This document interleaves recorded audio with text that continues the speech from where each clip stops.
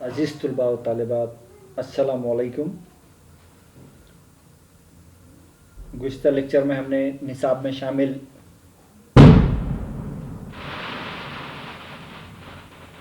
جو قصیدہ ہے، قصیدہ شہر عاشور، مرزا محمد رفیع سودا کا لکھا ہوا قصیدہ ہے۔ پچھلے لیکچر میں ہم نے مرزا محمد رفیع سودا کا تعارف مختصراً طور پر دیکھا تھا، جس میں ہم نے یہ سمجھنے کی کوشش کی تھی کہ مرزا محمد رفیع سودا قصیدہ گوئی میں کتنی مہارت رکھتے ہیں، کن کن موضوعات پر انہوں نے قصائد لکھے ہیں۔ اس طرح کی مختلف باتوں سے ہم متعارف ہوئے تھے۔ نصاب میں شامل جو قصیدہ ہے، قصیدہ شہر عاشور، آج اس قصیدے پر ہم تھوڑا سا روشنی ڈالنے کی کوشش کریں گے، اس کو سمجھنے کی کوشش کریں گے۔ یوں تو قصیدے کا فن بڑا مشکل فن مانا جاتا ہے، پھر بھی ہم اس کو سمجھنے کی کوشش کریں گے۔ قصیدہ کچھ اس طرح سے ہے: اب سامنے میرے جو کوئی پیر و جواں ہے، دعویٰ نہ کرے یہ کہ میرے منہ میں زباں ہے۔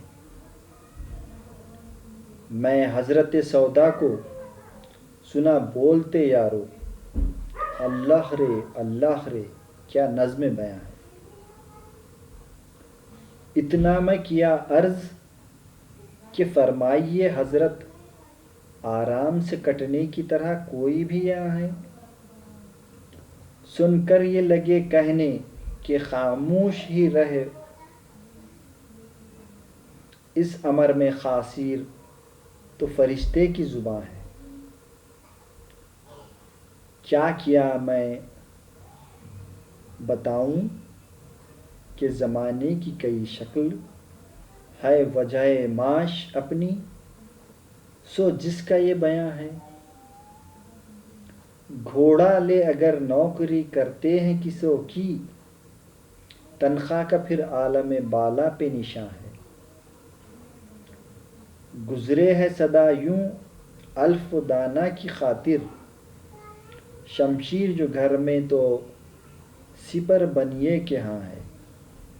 ثابت ہے جو دگلا تو نہیں موضوع میں کچھ حال، تیروں میں ہے پر گیری تو بے چلہ کماں ہے۔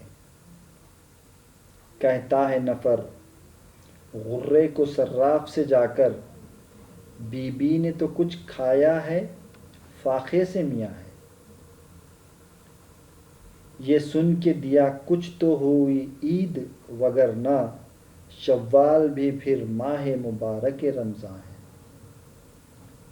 سوداگری کیجئے تو ہے اس میں یہ مشقت، دکھن میں بکے وہ جو خرید صفاں ہے۔ ہر صبح یہ خطرہ ہے کہ طے کیجئے منزل، ہر صبح یہ خطرہ ہے کہ طے کیجئے منزل، ہر شام بدل وسوسہ سودوزیاں ہے۔ لے جا جو کسی عمدہ کی سرکار میں وہی جبین، یہ درد جو سنیے تو عجب طرف بیاں ہے۔ قیمت جو چکاتے ہیں ہو اس طرح کے سالس، سمجھے ہے فرد شندہ پہ دزی کا گماں ہے۔ جب مول مشخص ہوا مرضی کے موافق، پھر پیسوں کا جاگیر کے عامل پہ نشاں ہے۔ پروانہ لکھا کر گئے عامل کا نے جس وقت، کہتا ہے وہ پیسہ ابھی مجھ پاس کہاں ہے۔ ایک طویل قصیدہ ہے، اس کا کچھ حصہ آج ہم تکمیل کریں گے، اس کے کچھ مشکل الفاظ اور اس کے کچھ معنی و مطلب اور اس کی تشریح سمجھنے کی ہم کوشش کریں گے. جیسا کہ شروعات میں کہا گیا ہے کہ اب سامنے میرے جو کوئی پیر و جواں ہے. ہم دیکھتے ہیں کہ قصیدے کی شروعات سودا نے کس ڈھنگ سے کی ہے. سودا کہہ رہے ہیں کہ اب سامنے میرے جو کوئی پیر و جواں ہے. پیر کے معنی ہیں ضعیف یا بوڑھے آدمی کے. تو وہ کہہ رہے ہیں کہ اب سامنے میرے جو کوئی پیر و جواں ہے، میرے سامنے جو بوڑھا ہے یا میرے سامنے جو جواں ہے، دعویٰ نہ کرے یہ کہ میرے منہ میں زبان ہے. تو کوئی میرے سامنے یہ دعویٰ نہ کرے کہ میرے منہ میں زبان ہے. شاعر کہہ رہا ہے کہ میرے سامنے کوئی بھی ہو، بوڑھا ہو، جوان ہو یا ہر عمر کا آدمی، کسی بھی عمر کا آدمی ہو، وہ میرے سامنے یہ دعویٰ نہ کرے کہ میرے منہ میں زبان ہے. منہ میں زبان ایک محاورہ ہے، اس کا بہت ہی مناسب استعمال یہاں پہ سودا نے کیا ہے. آگے کہہ رہے ہیں کہ حضرت سودا کو سنا بولتے یارو، میں حضرت سودا کو سنا بولتے یارو. وہ کہہ رہے ہیں کہ میں نے سودا کو بولتے ہوئے سنا ہے. خود ہی سے مخاطب ہو کے کہہ رہے ہیں کہ میں نے سودا کو بولتے ہوئے سنا ہے. اللہ رے کیا نظم بیاں ہے. تو وہ خود کی تعریف کر رہے ہیں، کہہ رہے ہیں کہ اللہ رے. جب ہم کسی کو تعریف کرنے لگ جاتے ہیں یا ایسی کوئی بہت اچھی بات سن لیتے ہیں تو ہماری زبان سے اللہ رے نکلتا ہے. تو اسی ڈھنگ سے یہاں پہ وہ کہہ رہے ہیں کہ اللہ رے کیا نظم بیاں ہے. نظم بیان کرنے کا جو انداز ہے وہ کتنا خوبصورت ہے، بہت ہی اچھا ہے. اتنے میں کیا عرض کے فرمائیے حضرت. پھر کسی نے اسی وقت کہا کہ فرمائیے حضرت، یعنی کہ آپ بولیے، آپ کیا کہنا چاہتے ہیں. آرام سے کٹنے کی طرح کوئی بھی یہاں ہے. یہاں کوئی بھی چیز آرام سے کٹنے کی نہیں ہے. یعنی کہ یہ جو زندگی ہے اس میں پریشانیاں، مصیبتیں، صعوبتیں، مسائل، خوشی، غم، ہر قسم کے حالات آتے ہیں. تو آرام سے کٹنے کی زندگی نہیں ہے. یہاں پہ مختلف قسم کے حالات آتے ہیں اور ہمیں ان کا سامنا کرنا پڑتا ہے. سن کر یہ لگے کہنے کے خاموشی رہو، اس امر میں خاصیر تو فرشتے کی زبان ہے. تو یہ سن کر جب کسی نے کہا کہ فرمائیے، عرض کیجیے، تو اس پر وہ کہتے ہیں، شاعر کہتا ہے کہ آپ خاموشی رہو اس امر میں، یعنی کہ اس ضمن میں بات کرنے سے فرشتوں کی زبان بھی قاصر ہے، اور تم یہ زبان یا یہ بات کیسے کہہ سکتے ہو. تو اس پر پھر شاعر جواب دیتا ہے کہ کیا میں بتاؤں کہ زمانے کی کئی شکل ہے، وجہ معاش اپنی ہو جس کا یہ بیان ہے. میں تمہیں ایک بات بتاتا ہوں، زمانے کی جو کئی شکلیں ہیں، زمانے کے جو حالات ہیں، اس کا میں تمہارے سامنے اظہار کرنا چاہتا ہوں، اس کو کھل کر تمہارے سامنے پیش کرنا چاہتا ہوں. اور شاعر کہہ رہا ہے کہ ہے وجہ معاش اپنی سو جس کا یہ بیان ہے. میں جو کچھ بیان کر رہا ہوں یا میں جو اپنے اس قصیدے میں، اس نظم میں بیان کر رہا ہوں، وہ وجہ معاش ہے. معاش یعنی کہ پیسہ. تو یہ جو پیسے کی وجہ ہے، یہ جو پریشانی ہے، اس کو میں یہاں بیان کرنے کی اس نظم میں کوشش کر رہا ہوں. اور یہ بڑا مشکل زمانہ ہے. ہم دیکھتے ہیں کہ سودا جس دور میں گزرے ہیں یا جس دور میں انہوں نے اپنی شاعری کی ہے، اس دور میں یہ جو حالات تھے، حالات ایسے تھے کہ یہاں ہندوستان میں ہر طرف پریشانی، معاشی بدحالی، سیاسی انتشار، سماجی بحران، یہ تمام چیزیں عروج پر تھیں. اور ویسے ہی دور میں سودا نے یہ قصیدہ لکھا ہے. ہم دیکھتے ہیں کہ جو وہ بادشاہت ہے اس وقت بالکل مشکل دور سے گزر رہی تھی.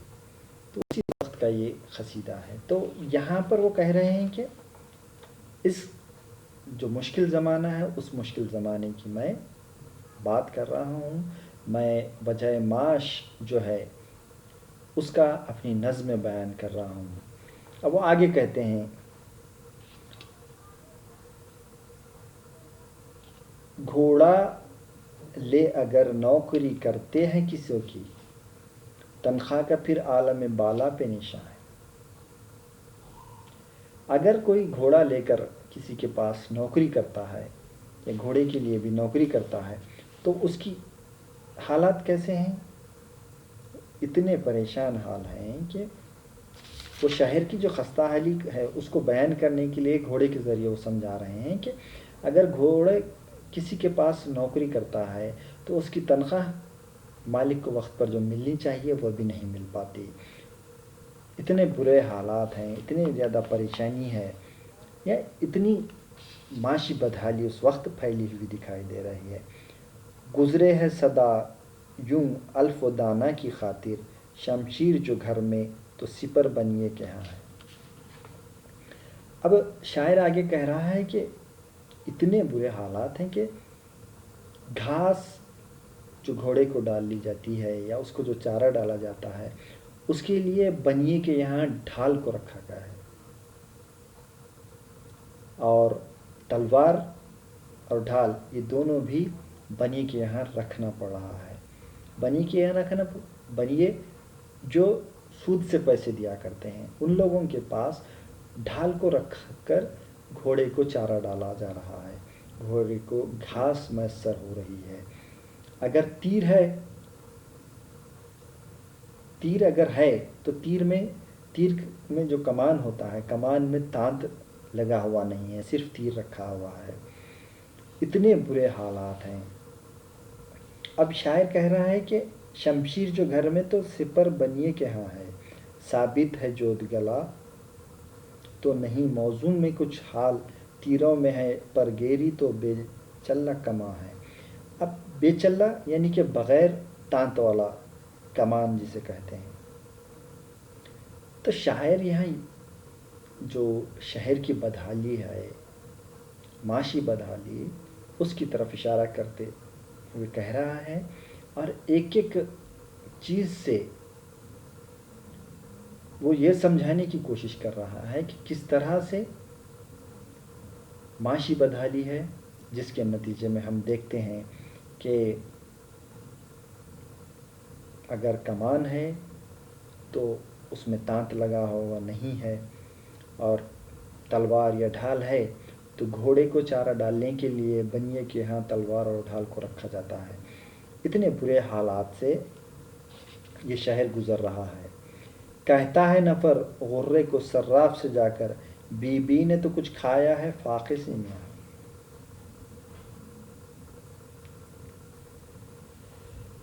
چاند کی پہلی رات کو جو روپیہ پرکھنے والے ہوتے ہیں 4-5 لوگ یا 4-5 لوگوں کا گروہ جا کر کہتا ہے کہ گھر کی ہماری بہت بری حالت ہے، اگر بیوی کچھ کھاتی ہے تو میاں کو فاقے کرنے کی نوبت آ جاتی ہے. یہ کیفیت صراف کچھ روپیہ دے دیتا ہے، اگر وہ نہ دیتا تو شوال کے دن بھی ماہ رمضان کی طرح انہیں گزارنے پڑتے. اس طرح سے یہاں پہ سودا نے شہر کی خستہ حالی کا ذکر کیا ہے. کہتا ہے نفر غرے کو صراف سے جا کر بی بی نے تو کچھ کھایا ہے فاقے سے میاں ہے. یہ سن کے دیا کچھ تو ہوئی عید وگرنہ شوال بھی پھر ماہ مبارک رمضان. تو یہ جو بات ہے یہ سن کر وہ روپیہ دینے والا کیا کرتا ہے، کچھ پیسے دیتا ہے اور اس سے عید تو ہو جاتی ہے، لیکن رمضان کے بعد جو شوال کا مہینہ آتا ہے وہ پھر ماہ مبارک رمضان کی طرح ہی گزارنے پر مجبور ہو جاتے ہیں لوگ. اس کی وجہ یہ کہہ رہا ہے شاعر کہ اتنی بری حالت ہے معاش کے لے کر، پیسے کو لے کر اتنی خستہ حالت ہے، اتنی زبوں حالی ہے، اتنی غریبی ہے کہ لوگ گروہ کی شکل میں صراف کے یہاں جاتے ہیں اور کہتے ہیں کہ ہماری حالت ایسی ہے، ہماری کیفیت ایسی ہے کہ اگر بیوی کچھ کھا لیتی ہے تو میاں کو فاقہ رہنا پڑتا ہے، اور میاں کچھ کھاتے ہیں تو بیوی کو فاقہ کرنا پڑتا ہے۔ یہ سن کر جو پیسے کچھ صراف دے دیتا ہے، اس سے رمضان کی عید تو وہ منا لیتے ہیں، لیکن پھر ایسی کیفیت آ جاتی ہے کہ شوال کے جو روزے ہیں، شوال بھی رمضان کی طرح گزارنے کی نوبت آتی ہے۔ اس طرح سے ہم دیکھتے ہیں کہ